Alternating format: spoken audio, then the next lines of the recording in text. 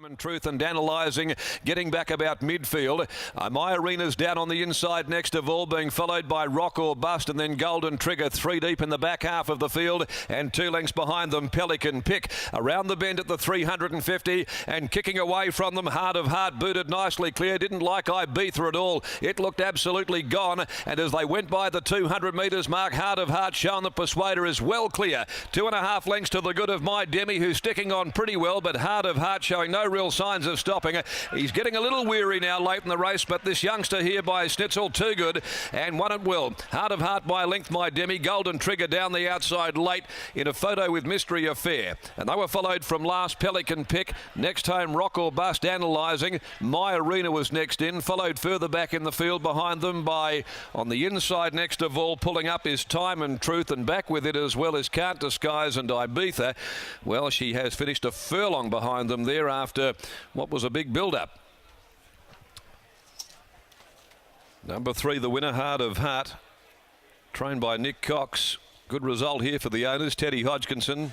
Yeah, thank you, Darren. Nick, we spoke to you pre-race and mentioned that although Mystery Affair did beat you in the trial, this galloper didn't get out at all and seemed to have plenty of ability, and we've just seen that there. Yeah, look, it wasn't really how I thought he'd end up, but that's why Paul was riding him, and I left it up to him. And he's, for a horse, I think he'll probably be better at 1200. He shows some really good speed there, and running into that wind as well. And he for a horse to have his first start and lead all the way like that was, was really good. Well, that was impressive itself. But I was just speaking to you off there, and you've told us that this horse has barely done any work. Yeah, look, we haven't galloped him much. He's a big, heavy bugger, and I've always been terrified of doing too much with him. I suppose when you've got some ability, that counts for a lot more than fitness. You've mentioned to a lot of media across the last couple of months that you believe you do have some pretty good 2-year-old stock. Is this the best one coming through? Well, he's the best one at the moment anyway, because he's the only one that's raced. So. Especially when you do get the win on the board. Now, there are some nice races coming up. We've got the Crystal Slipper, a few others as well. But getting that win on the board, do you do a bit like what a Simon Miller does and just put him away now? Yeah, look, he's done a good job. He's been in work for a while. He's been in work for about 4 months, and he's had a few jump outs and a few trials, and I'd say he's earned a break now.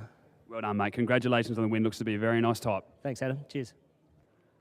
After a performance like that, we will grab a winning jockey as well, Paul Harvey. Paul spoke pre-race there to Nick Cox and also just in the mounting yard and said, look, we didn't get to see any of this galloper from the trial. You were held up throughout as well, but appeared to have a little bit of class. But did that performance there just surprise you? Yeah, he wasn't that forward in the trial. Today was sort of last in. He didn't really have time to muck around, and the gates popped and he was the first out, so we took that as an advantage.